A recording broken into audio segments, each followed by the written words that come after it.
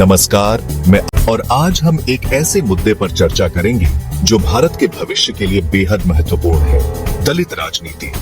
भारत के लोकतंत्र में राजनीति केवल संसाधनों और पूंजी का खेल नहीं है, बल्कि यह विचारधारा, संघर्ष और सामाजिक बदलाव का माध्यम भी है। यह सच है कि आज भी कई दलित युवा राजनीति में आने से कतराते हैं। उन्हें लगता है कि यह क्षेत्र केवल पैसे वालों के लिए है, जहां उनकी आवाज दब जाएगी।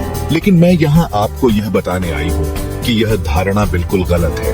यह पुस्तक दलित राजनीति संघर्ष से नेतृत्व तक लिखते हुए मुझे बेहद प्रसन्नता हो रही है, क्योंकि यह उन युवाओं के लिए एक मार्गदर्शिका होगी जो सीमित संसाधनों के बावजूद राजनीति में अपनी जगह बनाना चाहते हैं।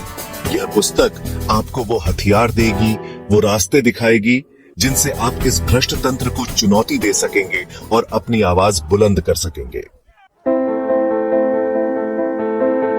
दोस्तों, आज का युग डिजिटल क्रांति का युग है।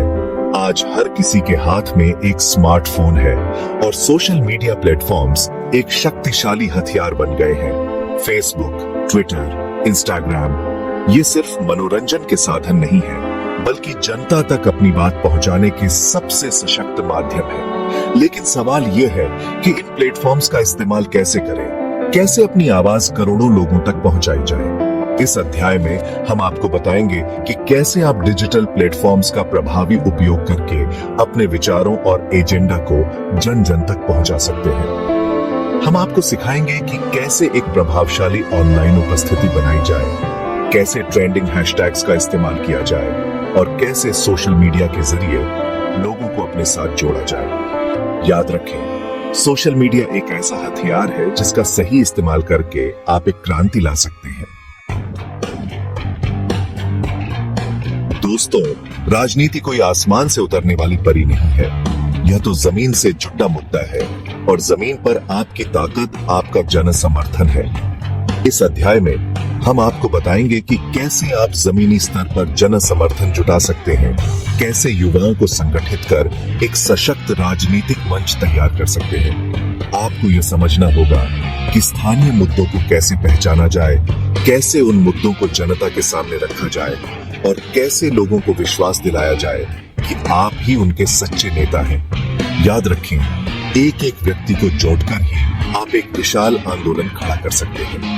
आपके हौसले बुलंद होने चाहिए और आपका संकल्प अडिग होना चाहिए। चैप्टर 3, राजनीतिक अवसर आपके दरवाजे पर। क्या आपको लगता है कि राजनीतिक पार्टियां दलितों को उचित सम्मान नहीं देती? क्या आपको लगता है कि आपके पास राजनीति में आगे बढ़ने के रास्ते बंद हैं? तो दोस्तों, यह अध्याय आपके लिए है। हम इस अध्याय में चर्चा करेंगे कि राजनीतिक पार्टियों में दलित नेतृत्व की क्या स्थिति है और कैसे आप इस स्थिति को बदलने के लिए काम कर सकते हैं। हम आपको चुनावी रणनीति, गठबंधन और जन समर्थन की ताकत के बारे में बताएंगे। लेकिन सबसे महत्वपूर्ण बात, हम आपको सिखाएंगे कि कैसे आप अपनी स्वतंत्र राजनीतिक पहचान बनाकर आगे बढ़ सकते हैं और कैसे पारंपरिक राजनीतिक ढांचों को तोड़कर एक नया इतिहास रच सकते हैं। चैप्टर 4, सीमित संसाधन, असीम संभावनाएं। ये सच है कि राजनीति में पैसा एक महत्वपूर्ण भूमिका निभाता है, लेकिन क्या इसका मतलब यह है कि जिनके पास पैसे नहीं हैं, वो राजनीति में नहीं आ सकते? बिल्कुल नहीं। इस अध्याय में हम आपको बताएंगे कि कैसे आप बिना बड़े आर्थिक सहयोग के चुनाव लड़ सकते हैं और कैसे अपनी मेहनत और लगन से आप बढ़े नेताओं को मात दे सकते हैं। हम आपको फंडरेजिंग की नई रणनीतियां बताएंगे और दिखाएंगे कि कैसे आप जनता के बीच जाकर उनसे सीधे जुड़कर उनका समर्थन हासिल कर सकते हैं। याद रखें, जनता ही असली ताकत है और अगर आप जनता के दिलों को जीत लेते हैं तो कोई भी ताकत आपको रोक नहीं सकती। औतरो, अब नहीं तो कब। दोस्तों, आज भी कई दलित युवा राजनीति में आने से इसलिए डरते हैं क्योंकि उन्हें लगता है कि यह एक जटिल और खर्चीला क्षेत्र है। लेकिन सही मार्गदर्शन और रणनीतियों के माध्यम से यह बाधाएं दूर की जा सकती हैं।